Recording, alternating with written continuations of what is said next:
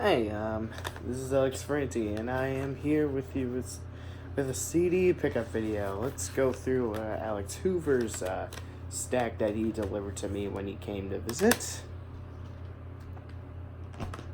First, let's start off with a CD that he forgot to give me when he saw me at Disney World last year. Betraying the Martyrs, Phantom. Their cover of Let It Go is on this album. That was pretty much how I was introduced to him when he commented on said song. And I decided to give it a listen. I thought to myself, even when I didn't like deathcore at the time, but I at the time didn't like deathcore when I discovered these guys, but now I kind of do. I don't like a whole lot of it because the breakdowns are too cheesy and too mundane for my liking. But that's not to say that I hate all of it. But Betraying the Martyrs is definitely one of those deathcore bands that are the diamonds on the rough. Well, I wouldn't say they're diamonds on the rough, but a deathcore band that does stick out. Same with bands like Carnifex or Winds of Plague. There's a whole lot I could say right now, but I don't want to make this video drag on for too long. But yeah, this is a good listen. I highly recommend it. Next is a classic from the 2000s. Whoa, holy shit. Did I just put classic and 2000s together in the same sentence? Oh god, I'm getting old. Lamb of God, Ashes of the Wake. Strangely, I thought I already had this album, but as it turns out, it was only, I think, second album I had? All I know is the album that I had the track Redneck on it. Funny how Lamb of God has a song titled Hourglass, just like the Bostonian metalcore band Diecast. I like it. Next is, I could have sworn that Alex Blazik gave me this in person, but apparently he forgot as well. Eaten Back to Life, Cannibal Corpse. Thank you, buddy. Which, Eaten Back to Life, I always found hysterically oxymoronic. Same with the parental advisory explicit content on obviously blatant explicitory content on the front cover. How could you be eaten back to life if you're already dead, as Levi McIntyre would say? But nonetheless, kick-ass classic death metal album.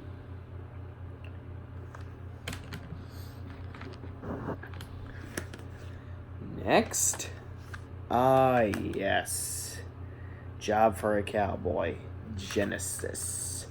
Brings back memories when I used to play Rock Band 2.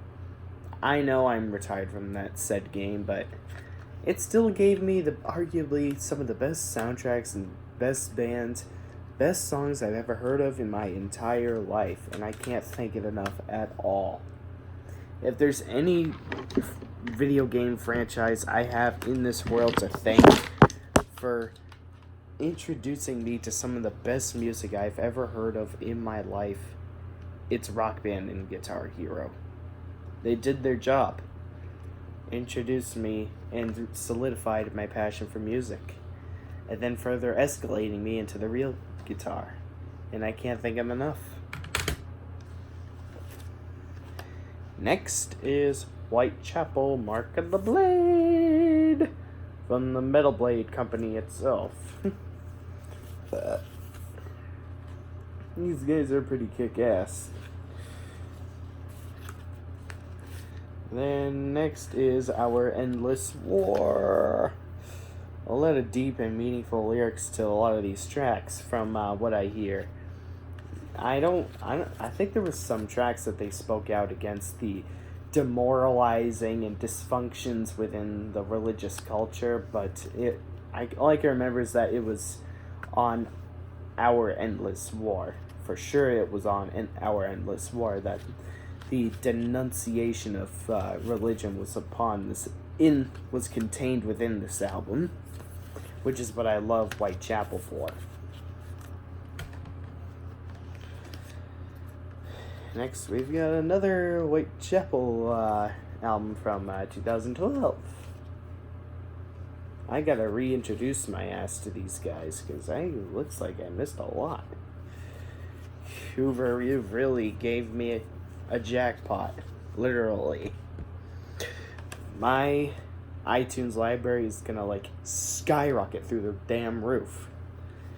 It'll probably be in, like, the 5 digits in terms of song quantity by the time I'm done importing all these albums. Next is Killswitch Engage's album from 2009, self-titled. Because they have one self-titled from 2000 and now one in 2009. And one's a comeback disc and another is a DVD, which I find pretty damn neat. I love it. Damn. And damn, Holy Diver with the live version of Holy Diver and Rose of Sharon too? I like My Curse myself, but that song is a bit far too overplayed than it should be. Not to mention I want to expand my love for, that I would rather have express my love for Killswitch Engage far beyond My Curse, because it looks like everyone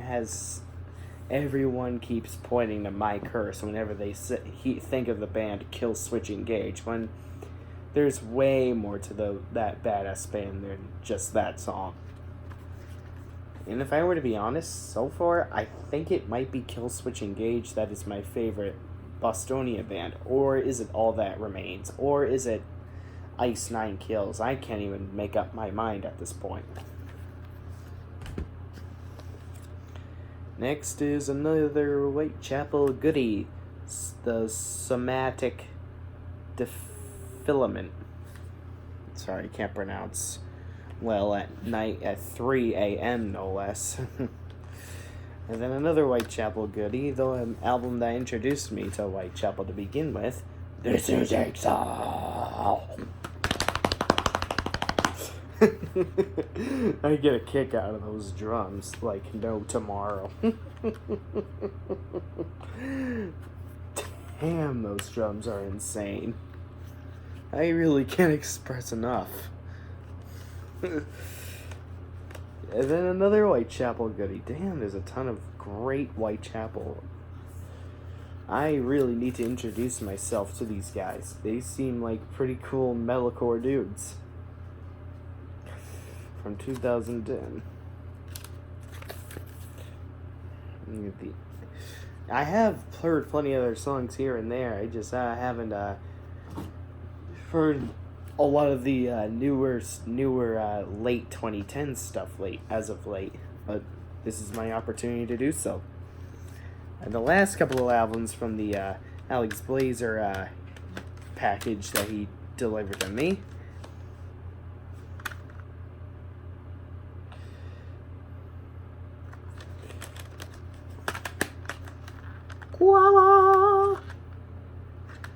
I know I already had The End of the Heartache, but there's a big difference with this than the one I have currently. And I already know I have As Daylight Dies, but this is the special edition, which is a huge, huge difference, and it has videos as opposed to the original uncut version of As Daylight Dies, and it has the cover of Holy Diver on this album, not to mention.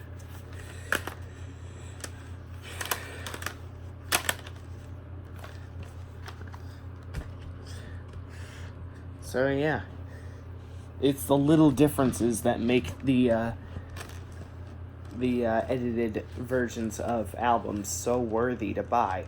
I mean, get this, I even bought a remastered version of And Justice for All. Because I just fucking love that album so much.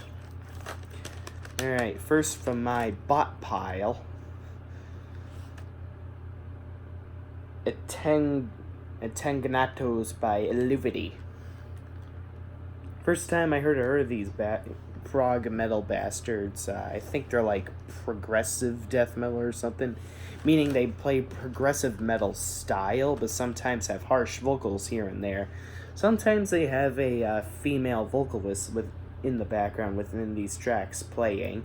It sounds like that woman from Within Temptation. I think it might be her, but I'm not exactly sure. Either way, it adds beautiful harmonies to these songs, all while having a dark atmosphere, which is what really makes Illuvity so unique. First time I heard of these guys is that my coworkers at a dealership, rather I keep tight-lipped at this point since I'm unemployed right now, we're playing one of these songs, and I asked Siri what songs we're playing, and it was off some songs off the 2016 album. Don't remember what this album's called, but all I'm remembering is that it kicked ass for my ears to comprehend. Next is a album by a Bostonian metalcore band that I mentioned earlier, Diecast, Day of Reckoning. Not as good as their 2006 album, but it's still a fun listen nonetheless. They went more industrial with this product than they did when they were going melodic with the one in 2006. It's not as good as the first album of theirs, but it's still welcoming to their discography. Next is an album from 1986, because of course, given my obsession with Chernobyl, I obviously have been majorly obsessed with 1986. I want a lot of metal and rock albums from that said year because I want to commemorate what I would be browsing of what's new during that said year. What my 19-year-old self would be doing, browsing new music, new heavy metal, new rock, dating back to 1986. And of course we've got Awakening the Guardian by Fate's Warning. Fata Morgana.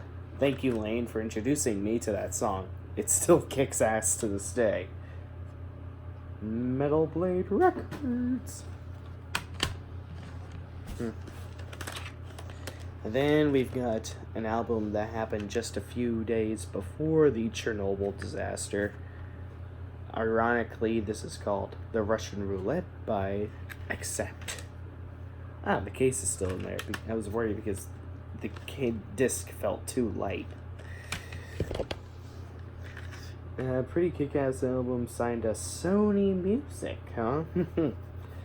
Sony Music always happens to be under my radar in terms of companies.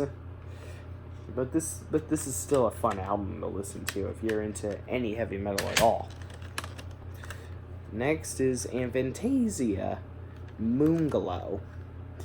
Pretty damn solid power metal, of course, signed by the ever so popular nowadays Nuclear Blast Records.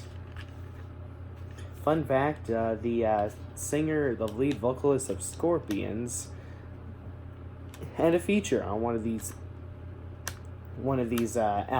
Avantasia's albums. I don't remember what album it was, but I do remember it was dating back to sometime in the early 2010s.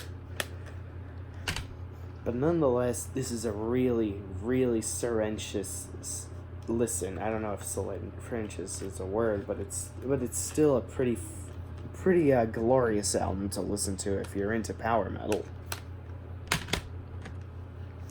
I was pretty much browsing what was new in the metal scene, and I just so happened to find Avantasia, and I thought, why not?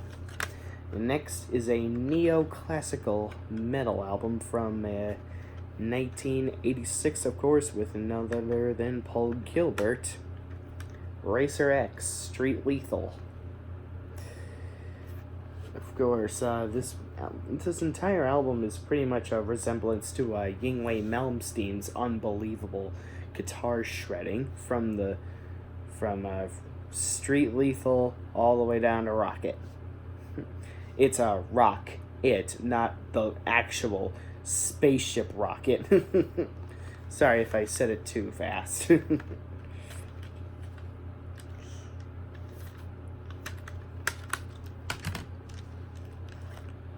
Next is a very mind-blowing power metal band from Sweden that released this album from this year. It's called Bloodbound: Rise of the Dragon Empire. The goodies on this album are Slayer of Kings, Magical Eye, Blackwater Bay, Giants of Heaven, Warlock's Trial. This entire album is so empowering. I never even heard of these guys prior to buying this album, and these guys really have blown me away, especially with the first and second track. I really love these guys already. No wonder they're from Sweden. No wonder they're so awesome, because a lot of the bands I fucking love are from Sweden. Oh, and we're gonna get, speaking of bands that are from Sweden, we're gonna get to one real soon. Next is, of course, another goodie from 1986, as my obsession with 1986 continues to proliferate. A thrash metal classic, The Dark by Metal Church. Sometimes it sounds like either speed metal or just very, very aggressive and darkened thrashing metal. It either can sound like Riot in terms of the vocals or Overkill in terms of instruments, which I find pretty damn badass when it comes to bands like Metal Church. So yeah, if you're into any metal at all, definitely give Metal Church a listen. Metal Church, The Dark, no less, either. And next, I actually wasn't thinking of buying these albums from these guys. I'm not the biggest fan of these guys, but I still tend to get sentimental here and there because they were my entry level to power metal, to my passion for the power metal genre. But Dragon Force, Sonic Firestorm. My favorites on there will have to be My Spirit Will Go On, Fury of the Storm, A Soldier of the Wasteland, and some Dragon Force's songs all tend to sound the same, but sometimes Dragon Force has songs that really do stick out. Not to the extent of Nickelback. Ugh, fuck Nickelback. But Dragon Force always tries to make it sound very empowering whenever their songs tend to get perhaps a little bit too redundant.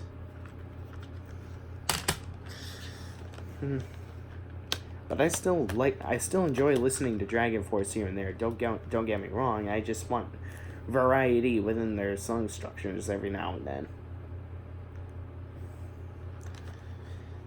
Next, we've got another. Well, I thought this was from 1986, but as it turns out, it was only recorded in 1986 and then released in 1987.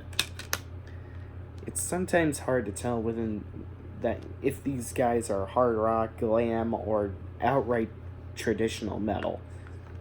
But these guys are Pretty Maid's Future World, because they don't really talk about love all that much, but yet have the keyboards in the background, which pretty much solidifies their glam style, even though they always have lyrical themes and guitar tones that sound more traditional heavy metal than glamorous themes within their music, especially when it's songs like Rodeo, We Came to Rock, Needles in the Dark. Needles in the Dark.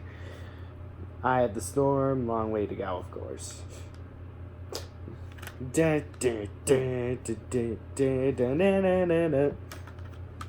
Alright.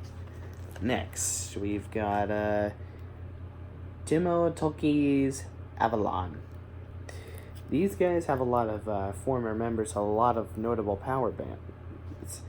Anneke van Giersbergen from The Gathering, Marangela Demeritas from Tristania, Zachary Stevens from the Floridian progressive metal band, one of the only good things about Florida, from the progressive metal band Savatage, Todd Michael Hall from the band Riot, and Edward Havenga from Alegi, I think.